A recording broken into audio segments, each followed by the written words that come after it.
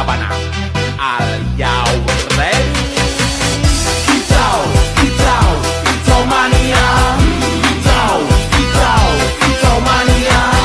Kicau, kicau. Assalamualaikum warahmatullahi wabarakatuh. Perkenalkan, nama saya Nanda Noval Muafi Aziz dari kelas 4 CAM dengan NIM 2465-12002. Di sini saya akan menjelaskan alur tentang PKA akuntansi biaya. Yang pertama ada jurnal pembelian. Jadi pertama kita mulai dari data dasar dulu, yaitu data transaksi, teman-teman. Di dalam sheet ini transaksi dibagi jadi beberapa bagian penting, yaitu pembelian, penjualan, penerimaan kas, dan pengeluaran kas. Kita bahas satu-satu. Yang pertama ada pembelian. Di sini dicatat semua barang yang dibeli perusahaan, bisa pembelian tunai, bisa juga kredit. Data ini penting banget karena nanti bakal berhubungan sama stok barang dan juga perhitungan biaya. Selanjutnya ada penjualan.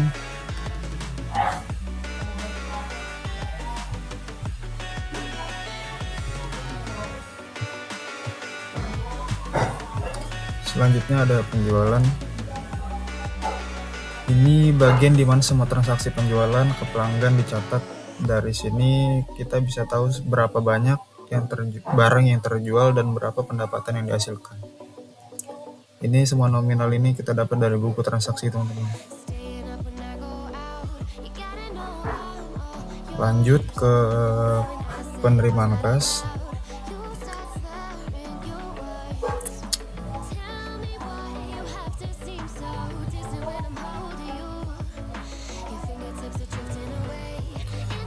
Di sini isinya semua uang yang masuk ke perusahaan, misalnya dari penjualan tunai atau dari pelanggan yang bayar utang. Jadi semua pemasukan dicatat di sini biar jelas alurnya.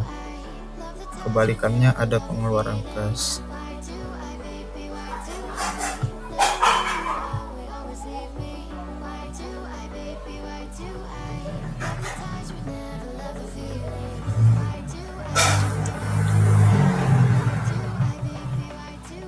Ini mencatat semua uang yang keluar, seperti bayar pembelian, biaya operasional, atau kebutuhan lainnya.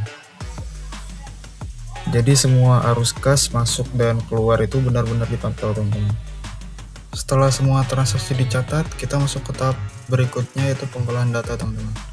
Di sini kita mulai hitung yang namanya harga pokok penjualan atau HPP. Jadi kita hitung berapa sih sebenarnya biaya yang dikeluarkan untuk barang yang dijual. Biasanya dihitung dari persediaan awal ditambah pembelian lalu dikurangi persediaan akhir. Setelah itu semua data tadi dipindahkan ke buku besar, teman-teman.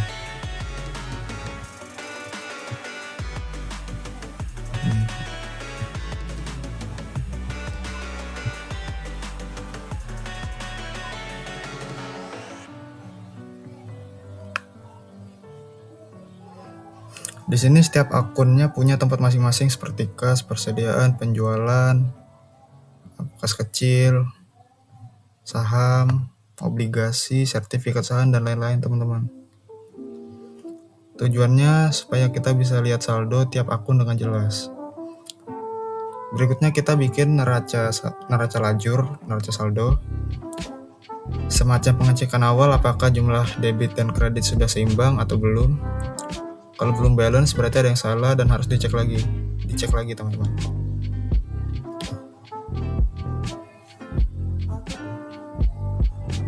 Setelah itu lanjut ke neraca lajur.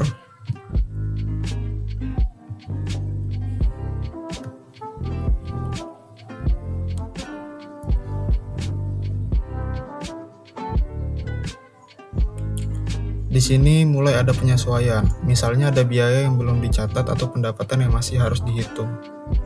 Semua disesuaikan supaya datanya lebih akurat gitu.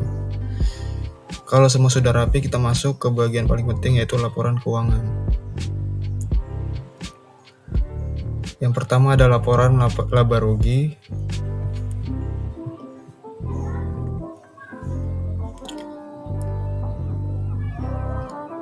Dari sini kita tahu apakah perusahaan itu untung atau rugi. Caranya dengan membandingkan total pendapatan dengan total beban. Lalu ada neraca atau laporan posisi keuangan, teman-teman.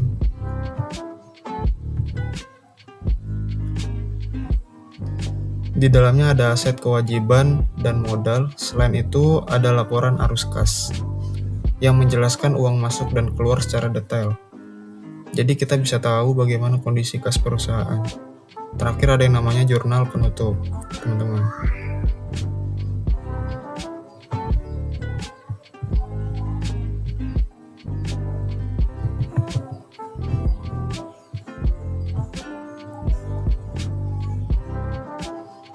Digunakan untuk menutup akun-akun sementara seperti pendapatan dan beban, supaya di periode berikutnya bisa mulai dari nol lagi, teman-teman.